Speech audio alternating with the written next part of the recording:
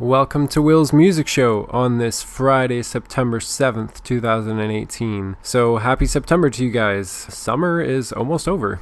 Technically at the end of this month, so that's kind of hard to believe. Then we're gonna have fall. I'm kind of ready for that, actually. I'm getting excited about wearing sweaters and jeans, which is kind of weird, but anyway.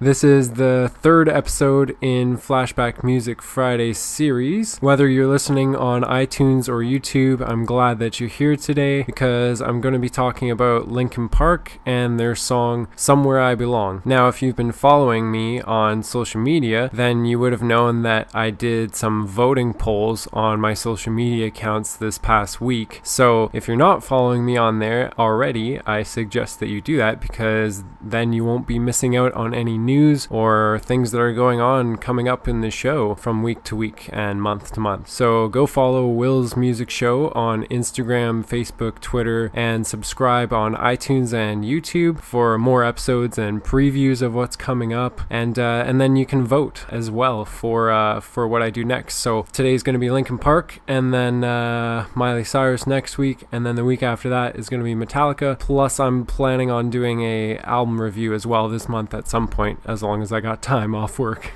Alright, now that I've got all the housekeeping business out of the way, let's get into this episode. It's November 2003, and I just picked up a CD called Big Shiny Tunes 8. The CD was a mixed CD that came out every year, and it was made by Much Music, now called Much. I live in Canada, so Much Music is basically similar to MTV. Anyways, the first track on that album was a song called Somewhere I Belong by Linkin Park. I fell in love with the song instantly just because of how heavy and the sound was just so different from anything else that I had heard from other rock bands at that point. The way that the intro slowly ramped up and then the band came in with their big crashing sound to your ears to grab your attention. Then you hear Mike start to rap and Chester starts singing in the background there. It was the first time I had heard the new metal genre of music where rap and metal became mixed together and came as one.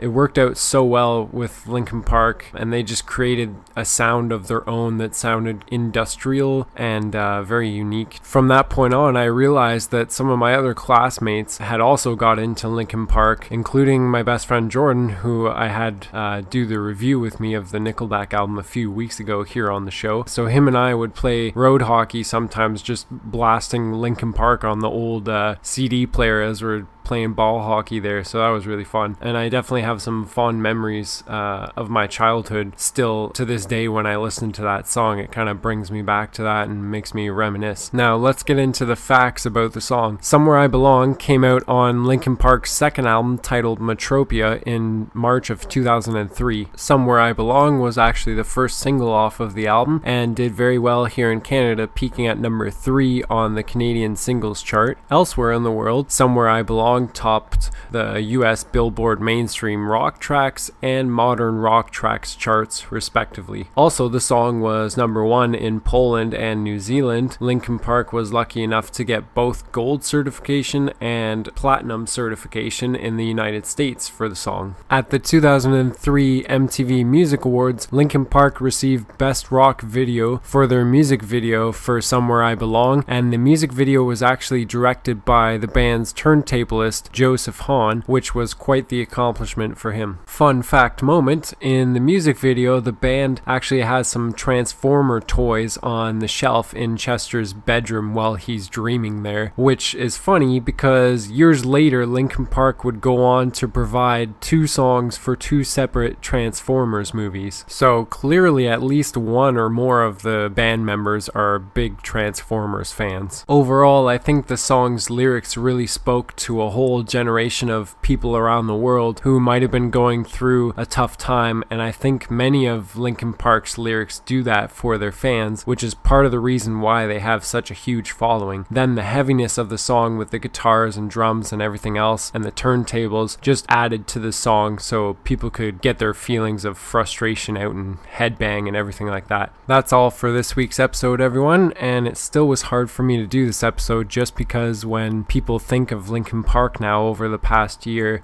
they can't help but think of Chester Bennington's memory. So I'll dedicate this episode to him, and I'd like to say thanks for all the wonderful music that he and Linkin Park made together. So I'll see you guys next Friday for another episode. It'll be episode 4, where I'll be talking about a Miley Cyrus song on the show. I hope you guys learned something that you did not know about Linkin Park or this song in particular, as I always strive to do these so that you guys can learn some stuff and fill your brain with music knowledge, and have a great day or night.